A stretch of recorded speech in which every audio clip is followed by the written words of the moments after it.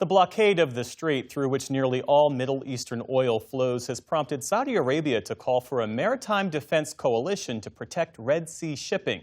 Today, representatives from 43 countries met to take up that proposal. For perspective, we turn now to Ian Ralby. He's a global maritime security expert, president of Auxilium Worldwide, and a senior fellow at the Center for Maritime Strategy. It's good to speak with you. So how does this drone strike near the entrance of the Suez Canal further complicate the situation in the Middle East?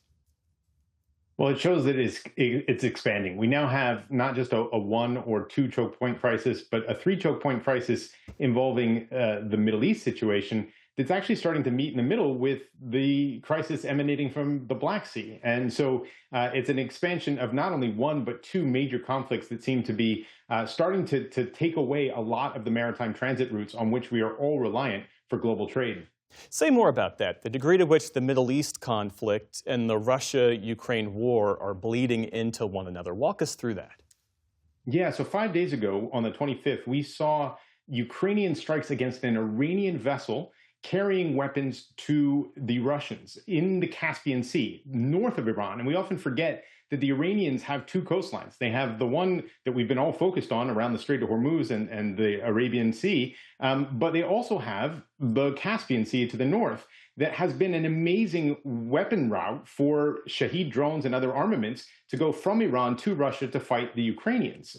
And that has now been attacked. And at the same time, we've seen the Ukrainians attacking extensively different infrastructure, including the Caspian pipeline that ends up in the Black Sea port of Novorossiysk in Russia.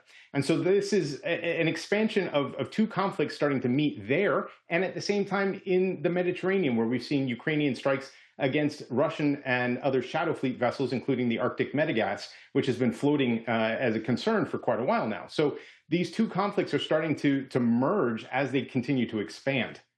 And if you look at all of the choke points, the Strait of Hormuz, you've got the Bab el-Mandeb, now potentially the Suez plus the Black Sea. If you're a tanker leaving the Persian Gulf today, what are your options? They're very limited, and you're running a huge risk. What we're seeing, though, is that there's a choice. Run that risk without any kind of visibility or tracking and try to get either U.S. protection or some other protection, or take the risk of getting sanctioned and go through the Iranian route through the Persian Gulf Strait Authority. Or if you're China, negotiate separately, because it seems the one exception to all of this is the movement of Chinese vessels, which seem not to be applied in the same way for the Houthi blockade. So it is a very bizarre mix of physical global trade and geopolitics and security. And that is becoming an increasingly complex picture that is hard to make sense of, but definitely seems to favor the BRICS countries, the ones that are focused on development, from the Chinas, the Russias, the Irans, the Indias, and others, who have been pulling a sort of a split in the global economy and now seem to be emerging as a bloc able to push back against the West. Meantime, you've got Saudi Arabia. They're now calling for a maritime defense coalition to protect Red Sea shipping. How big a deal is this, and what could such a coalition actually do? You know, it's very interesting because the Saudis have been calling for something of this sort for a while. They were 10 years ago, were trying to initiate a Red Sea coalition, but were very hostile to the notion of non-littoral states. So not any of the states that weren't immediately adjacent to the Red Sea being involved. Now what they're calling for sounds a lot like the combined maritime force that the U.S. used to headquarter in Bahrain, involving 35 to 45 states at any given time, with liaison officers and assets to provide that sort of regional security picture. And so it remains to be seen what their focus and how their approach is going to be. But there are a lot of complications, especially because the Saudis now are potentially putting themselves in direct odds with the Houthis, which are obviously aligned with Iran. And at the same time, there's friction with Israel. And so the whole situation increases in its complexity by the day and involves a greater number of states, which makes it harder to see a path towards resolution, given the differing dynamics between a lot of those states bilaterally. So it's a great initiative. It would sound great on paper, and it would be great in another time. But this might be a very difficult one to pull off in any reasonable degree of success. And strategic reserves can only cover so much for so long. If these routes, if these exits stay blocked, what's the plan B? Is there a plan B? I'm not privy to one, but it doesn't sound like Plan Bs have been in high number lately.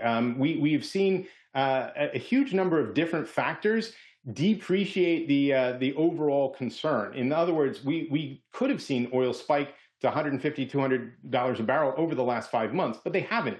And there are a lot of reasons for that. One is that China has decreased its demand for oil enormously, and they were one of the biggest demand signals prior to this conflict. So they've actually helped that situation a lot. But at the same time, the U.S. has increased pumping.